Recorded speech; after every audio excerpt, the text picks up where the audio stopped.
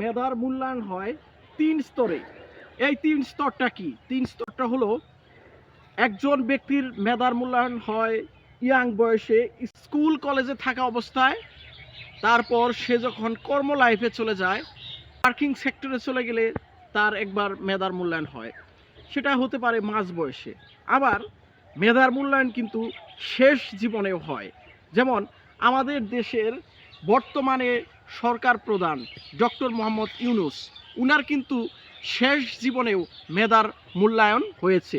ছাত্ররা উনার মেধার মূল্যায়ন করে উনাকে কিন্তু সরকারের প্রধান বানিয়েছে।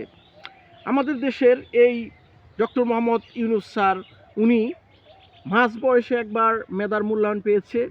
তারপর আবার উনি শেষ জীবনেও একবার মেধার চরম মূল্যায়ন পেয়েছে, মেধার বিশেষ মূল্যায়ন পেয়েছেন।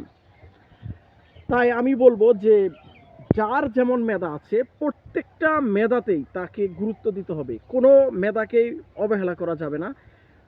একজন স্টুডেন্ট গরিব হতে পারে, কিন্তু তার যদি মেধা ভালো থাকে, জীবনের কোনো না কোনো এক সময় তার মেধার মূল্যায়ন হয়।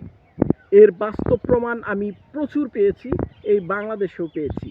অনেক মেধাবী সম্পন্ন স্টুডেন্টকে আমি দেখেছি, সমাজের ধনী শ্রেণীর লোকেরা ওই মেধাবী স্টুডেন্টকে অপমান করেছে, কিন্তু সে ভালো রেজাল্ট করেও তার মেধার মূল্যায়ন পায় নাই। কিন্তু সে যখন কর্ম লাইফে চলে যায়, কর্ম লাইফে গিয়েও 10 বছর পর্যন্ত সে মেধার মূল্যায়ন পায় নাই। যখন তার চাকরির বয়স 15 বা 20 বছর হয়ে গেছে, তখন সে মেধার ব্যাপক মূল্যায়ন পেয়েছে। এরকম অজস্র উদাহরণ হয়েছে। তাই বন্ধুরা, অর্থনৈতিকভাবে আমরা অনেক সময় স্বাবলম্বী হয়তো হতে পারবো না, কিন্তু আমরা তো বুঝতে পারবো যে আমাদের কতটুকু মেধা আছে। যার যতটুকু মেধা আছে সেই মেধার প্রতি বিশ্বাস, আস্থা রেখেই আমাদের কর্মজীবনে এগিয়ে যেতে হবে।